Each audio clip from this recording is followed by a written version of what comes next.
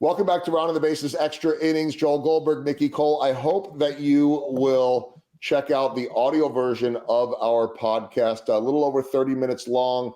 And so check that out. But I've got 4 final questions for Nicki about the business and beyond. I'll start with this one as we round the bases.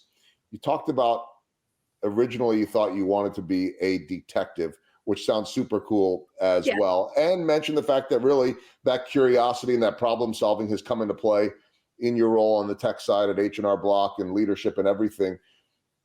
What type of detective would you have been? Could you handle the blood and the gore and all that type of stuff? You know, I would like to think that I could. I wanted to be a homicide detective, but I have also discovered as I get older that I probably don't have the stomach for it. But the idea was nice because, I mean, I really get into like true crime podcasts and mysteries and stories and movies, and I'm always trying to figure out who did it. But yeah, when you get to the gory stuff, I'm like, maybe I couldn't have done it. I never know what to think too. I've got a lot of friends that are cops. They'll bring me out on some stuff, but they either shield me from everything or nothing ever happens when I'm there. But I don't know how much I can handle. I like to sit on my couch and watch the stuff on Netflix, if we're being honest. Right. Solve it from your living room. Yeah. Or just, I don't know what's to be said about taking enjoyment out of all of that, but there's a lot of it. True crime is where it's at right now. I don't know. Yeah. You would have been a better detective than me. And I got to be curious, from a journalist standpoint as well. Okay. Second question. I was reading in some of my notes and my files on you about a passion for hackathon competitions. Tell me about those. Yeah. So that, and when you asked me the small win question too, that was another example, is that I love our engineering team at H&R Block. That's obvious. And I started thinking of how do we, especially working with KC Tech Council and other organizations in Kansas City, how do we show the Kansas City community that we really are a huge tech company in town? We're not just a tax company. We have some brilliant engineering ideas and things and software that we build.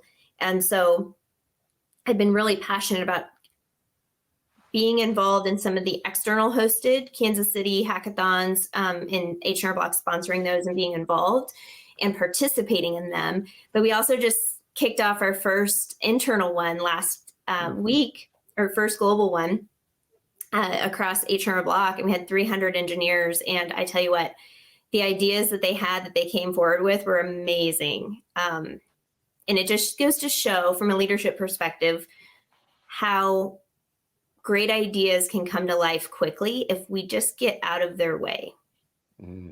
Yeah, sometimes you just have to let people think and being creative and get out of their way. Empower them. Yes.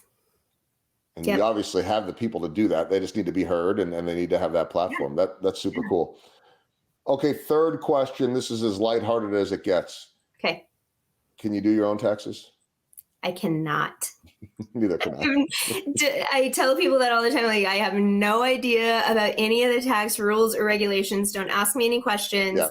But we have great software where you can go online and it will walk you through how to do it very easily. Or you can go to one of our offices and we have great people who can help you. They help me every year. So. Yeah, I mean, it's like there are a million things within my television business that I have no clue how to do and I'm never going to mess with, right? And so it's the same thing. I suspected that was your answer. If you said you could do your own taxes, I was going to be like, okay, she could do everything, but you're doing everything. No, okay, here's the last one, the walk-off question, and I want to go a little deeper on this because I thought it was really profound. That you had talked about challenging yourself, getting out of your comfort zone, and hopefully without, I'm not trying to out you or give away secrets, but you had said, you weren't sure if you were going to do this or not because it was a little bit out of your comfort zone. And I'm glad you did because you crushed it, by the way. And I wouldn't have said anything if you didn't.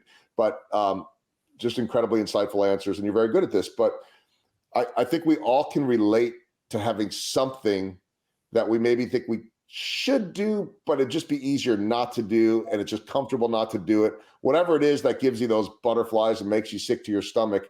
And yet you were telling me that you're challenging yourself to get out there speaking more, which is important for your role in leadership right now, that you're challenging yourself to go places that you haven't gone. How hard is that?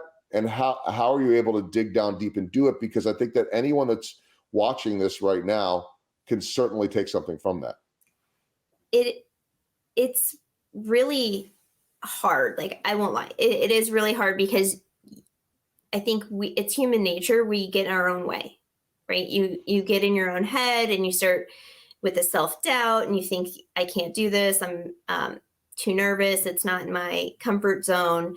But it's also how we learn and how we get better. And, like you said, in my role, it's really important.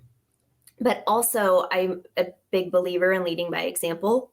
And if I'm coaching and mentoring my teams to do more and grow in their careers, then I have to continue to do the same. And they have to see me doing the same. Pretty cool to have a seat at the table, to be able to have a voice in all of that. And again, want to tell everybody, check out the audio version of our podcast and certainly share it with everyone. It's been a fun month of March too. Not without a whole lot of publicity by design. Every guest has been a woman for Women's History Month, and so I'm so glad that through the KC Tech Council you were able to do this and agreed to do it. Nicki, thanks so much again. You're welcome. Thank you for having me.